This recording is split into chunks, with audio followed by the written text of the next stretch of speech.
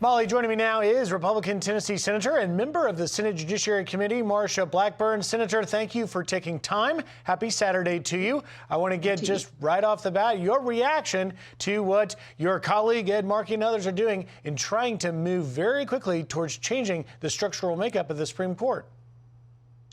Griff, what they're doing is political convenience. They know that the progressives want to see the court packed. They want to fill it with liberal justices so that they basically have a super legislative majority.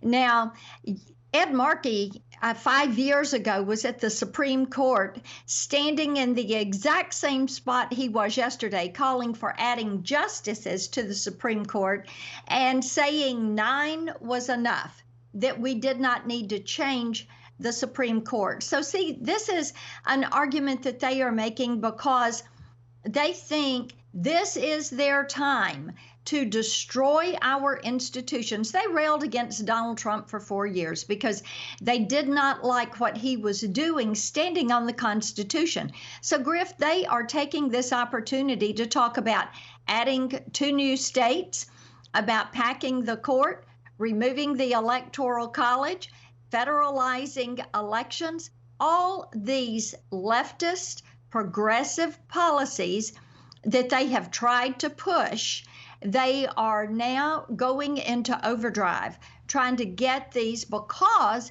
they know they are going to lose the House and the Senate in 2022. Well, we'll see. Senator, let me ask you on the progressive point, though, is what this group of progressives is doing, from Ed Markey to Jerry Nadler, does it undermine the president's own commission to study it for 6 months?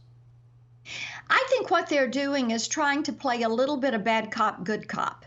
And we've seen them do this with other policies. Take, for instance, the Green New Deal. They had some that were on the far left. The progressives go out and talk about doing a Green New Deal. Now they're putting this into what is the so-called infrastructure bill, where the majority of the bill, only 6% of the bill is for roads and bridges, and the majority is for other things, including provisions by the Green New Deal. They're doing the same thing with court packing. Now, with that commission, saying we've got this commission, and they're saying, well, we're going to push it a little bit by saying, well, we've got a bill and we're ready to go with this. With the commission, they're looking not only just at the additional justices part of it, but also possibly term limits for Supreme Court justices. Could you ever support, or would you support, having term limits for justices on the High Court? Griff, I'm not going to support anything that would politicize the court. Well, let me turn quickly while we have just a minute left, and that is, you have been to the border. You have seen it firsthand. We now know that Vice President Kamala Harris is going to go as soon as possible, she says. We don't know exactly when, to Guatemala and make a stop in Mexico, but she's not going to go to our own border. What do you make of that? She should go where I was in Arizona. You've been all over that border, Griff. She should take her phone, make her own set of pictures, go to these countries, then the Northern Triangle countries, and say, this is a crisis. This is a problem. We have to solve this. There are some things that should be done. Number one, continue building that wall. The Border Patrol tell us that needs to be done. The Vice President should support that.